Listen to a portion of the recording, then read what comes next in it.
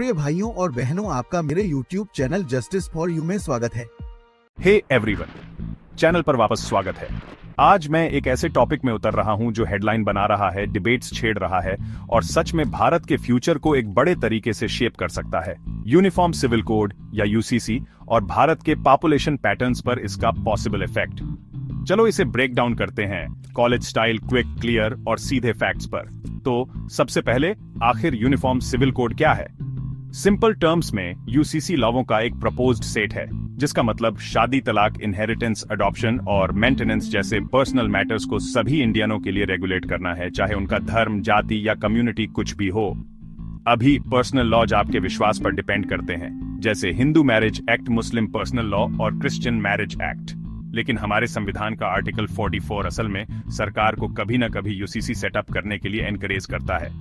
हाल ही में उत्तराखंड यूसीसी लागू करने वाला पहला भारतीय राज्य बन गया।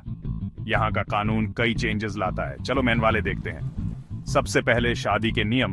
अब कोई बाल विवाह नहीं और सभी को, चाहे उनका धर्म कुछ भी हो, शादी के लिए सेम मिनिमम एज फॉलो करनी होगी। प्लस अपनी शादी रजिस्टर करना मैंडेटरी है। नेक्स्ट, डिवोर्स नियम सभी के लिए सेम रहते हैं और हलाला और पॉलीगैमी जैसी प्रथाएं बैन हो जाती हैं। तीसरा, इनहेरिटेंस और प्रॉपर्टी। बेटियों और बेटों के बराबर अधिकार हैं, चाहे उनका विश्वास कुछ भी हो। अडॉप्शन, हर कम्युनिटी के लिए सेम सेट ऑफ रूल्स। यहां तक कि live in relationships registration compulsory हो सकता है और इन रिलेशनशिप्स से बच्चों को लीगल रिकॉग्निशन मिलता है। अब यहां है मिलियन डॉलर क्वेश्चन, क्या यूसीसी सच में भारत के पॉपुलेशन पैटर्न्स को बदलेगा? यहीं पर ओपिनियन गर्म हो जाते हैं। कुछ कहते हैं हाँ, यूसीसी एक बड़ा अंतर लाएगा।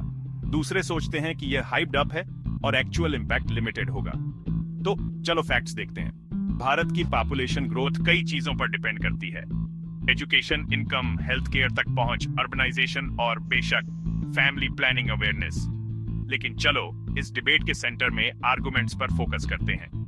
पहला आर्गुमेंट, कुछ मानते हैं कि यूसीसी पॉपुलेशन ग्रोथ को इंपैक्ट कर सकता है क्योंकि कुछ कम्युनिटीज की हायर फर्टिलिटी रेट्स हैं, आंशिक रूप से उनके पर्सनल लॉज के कारण। उदाहरण के लिए, मुस्लिम पर्सनल लॉ के तहत पॉलीगैमी टेक्निकली अलाउड है। यह प्रैक्टिस में रेयर है, लेकिन थ्योरी में यह हायर बर्थ रेट्स को जन्म दे सकता है। पॉलीगैमी को बैन करके और महिलाओं को बराबर अधिकार देकर यूसीसी सभी ग्रुप्स में फर्टिलिटी रेट्स को कम करने में मदद कर सकता है। चलो डेटा देखते हैं। National family health survey NFHS 5 2019-21 के अनुसार भारत का overall total fertility rate TFR अब लगभग 2.0 है, जो असल में 2.1 के रिप्लेसमेंट लेवल से कम है। हालांकि कम्युनिटीज के बीच अंतर है। हिंदुओं का TFR 1.94 है, मुस्लिमों का 2.36, क्रिश्चियंस का 1.88, सिखों का 1.61, जैनियों का 1.60 और बौद्धों का 1.39।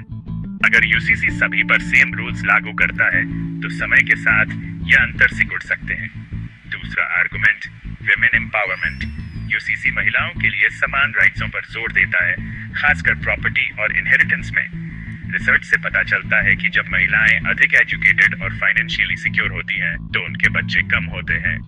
महिलाओं को अधिक बात कहने और अधिक सिक्योरिटी देकर यूसीसी फैमिली साइजेस को छोटा करने में मदद कर सकता है। तीसरा आर्गुमेंट, फैमिली प्लानिंग। यूसीसी सीधे फैमिली प्लानिंग पॉलिसीज को रोल आउट नहीं करेगा, लेकिन यह एक ऐसा एनवायरनमेंट बना सकता है जहां छोटे परिवार नॉर्म हो, खासकर अगर राज्य इसके साथ 2 बच्चे की पॉलिसीज पर जोर दें। समर्थक मानते हैं कि यूसीसी इन विचारों को सोशल और लीगल सपोर्ट देता है। तो क्या यूसीसी पॉपुलेशन रिवॉल्यूशन लाएगा? रातों रात नहीं। भारत की डेमोग्राफी सिर्फ लॉवों से कहीं ज्यादा चीजों से शेप होती है। यह एजुकेशन, इकोनॉमिक्स और सोशल चेंज के बारे में है। लेकिन यूसीसी समानता की ओर और शायद समय के साथ कम्युनिटीज में अधिक संतुलित पॉपुलेशन ग्रोथ की ओर चीजों को धकेलने वाले कई कदमों में से एक हो सकता है। आज के लिए बस इतना ही।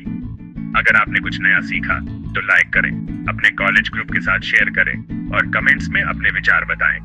क्या आपको लगता है कि यूसीसी सच में भारत की पॉपुलेशन स्टोरी को बदलेगा? ऐसे और डीप डाइव्स के लिए सब्सक्राइब करना ना भूलें। अगले वीडियो में मिलते हैं।